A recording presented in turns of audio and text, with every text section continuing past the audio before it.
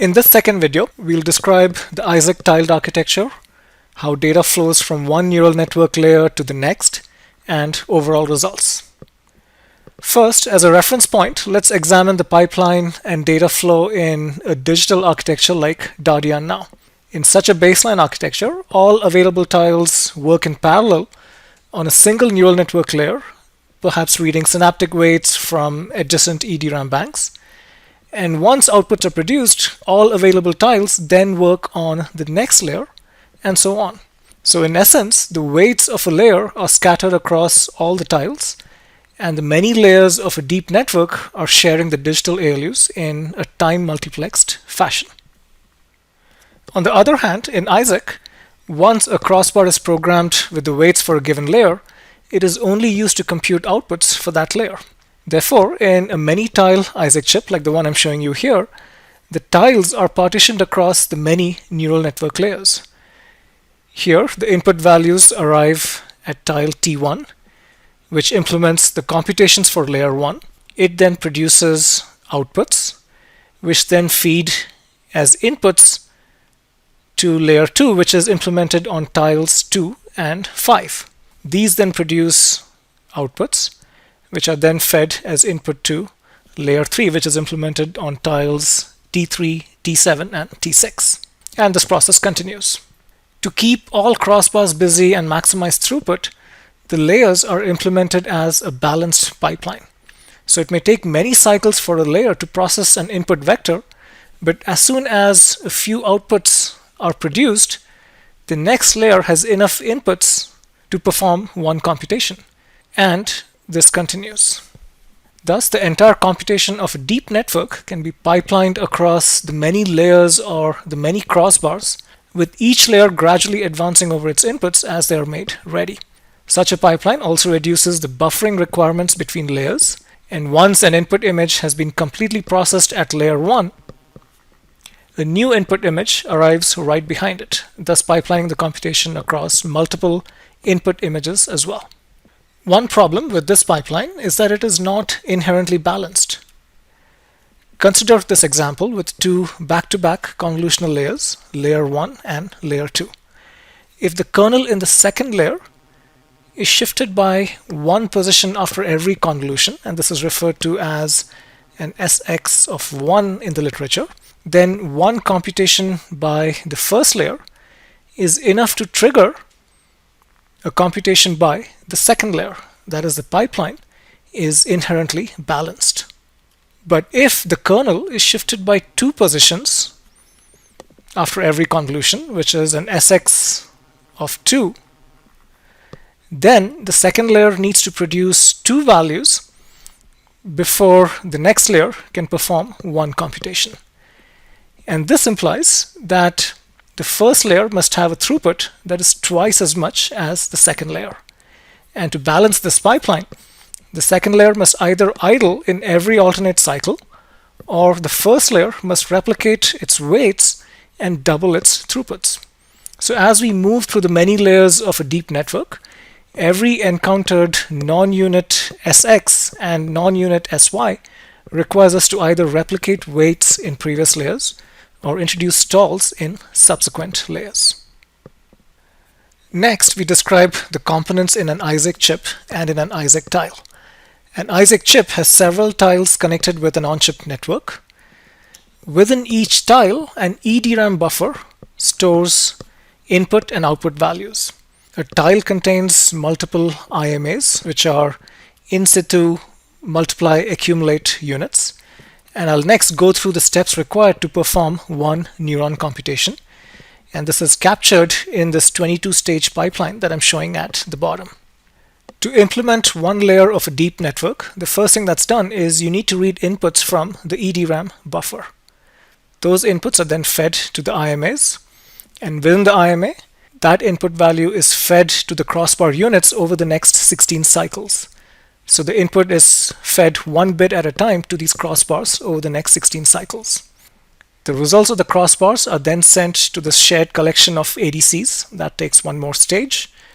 And these digitized partial sums are then aggregated by shift and add units within the IMA and then if necessary, there is more aggregation done at the tile level. Once you produce that neuron result, it is then sent to an activation function, which is implemented with lookup tables just as in Dardia now. And then the final output of that neuron is then written into the EDRAM buffer that will serve as the input to the next layer of this deep network. Simple operations like pooling are performed with digital units that account for a small fraction of chip power and area. So you can see that a single neuron computation in this tile is made up of this 22-stage pipeline. And the latency for each stage of this pipeline is determined by the longest stage, which is this crossbar read latency. And we conservatively set that to 100 nanoseconds. Finally, I'll present a very brief result summary, and please do check out our full paper for the more detailed analysis.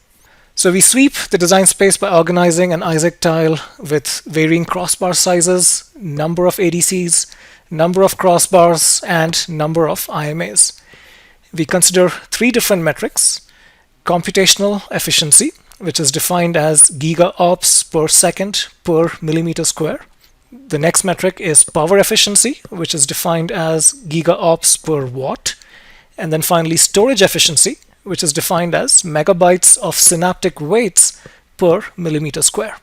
We identify three different Isaac designs that optimize each of these metrics, referred to as Isaac CE, Isaac PE, and Isaac SE.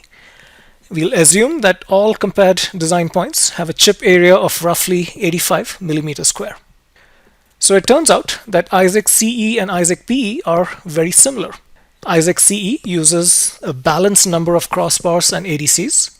It achieves a peak throughput of 45 teraops per second, and it can accommodate 63 megabytes of synaptic weights. If instead I wanted to design an Isaac chip with large storage, I would design Isaac SE that dedicates more area for many large crossbars and less area for ADCs. Consequently, it has lower throughput than Isaac CE, but it can accommodate 1.7 GB of synaptic weights. This design point is important because if you had a really large deep network, you may need many Isaac CE chips to accommodate that large network. But a single Isaac SE chip may be enough to accommodate that large network. So Isaac SE may reduce cost and energy for these really large networks. Now, how does this compare with the competition? Dardia now is the digital architecture that we had described earlier. It has a peak throughput that is about 7.5x lower than that of Isaac CE. If you evaluate these architectures on state-of-the-art deep learning workloads, it turns out that Dardia now has a throughput that is 15x lower than that of Isaac CE. Its synaptic storage per chip is also 2x lower than Isaac CE.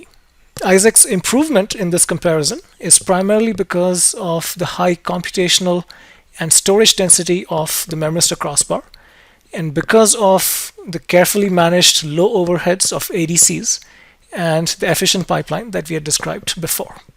As another comparison point, consider EIE, which is the Efficient Inference Engine, which is also presented at ISCA 2016. EIE exploits deep compression, that is, it carefully avoids storing and computing zero values. Once we factor in this advantage, EIE's peak effective throughput is 3 teraops per second, which is significantly lower than that of Isaac. EIE can store about 8 megabytes worth of non-zero synaptic weights, which is roughly equivalent to an original deep network size of about 80 megabytes. So even though Isaac does not exploit sparsity, it can provide more effective storage than EIE thanks to its use of dense crossbars, which also double up as compute engines. So in conclusion, analog circuits have not had a very successful history in high-performance process. But what we've shown here is an analog circuit, a Memristor crossbar. It is CMOS compatible. It has a simple implementable design. In fact, there are many existing prototypes. And it is able to efficiently manage analog to digital conversion and precision for deep network acceleration. And this is achieved with a combination of new ideas that we've summarized here. And this analog approach is able to improve upon state-of-the-art designs by more than an order of magnitude. And this can impact acceleration of deep networks in many important domains, such as self-driving cars and medical diagnosis.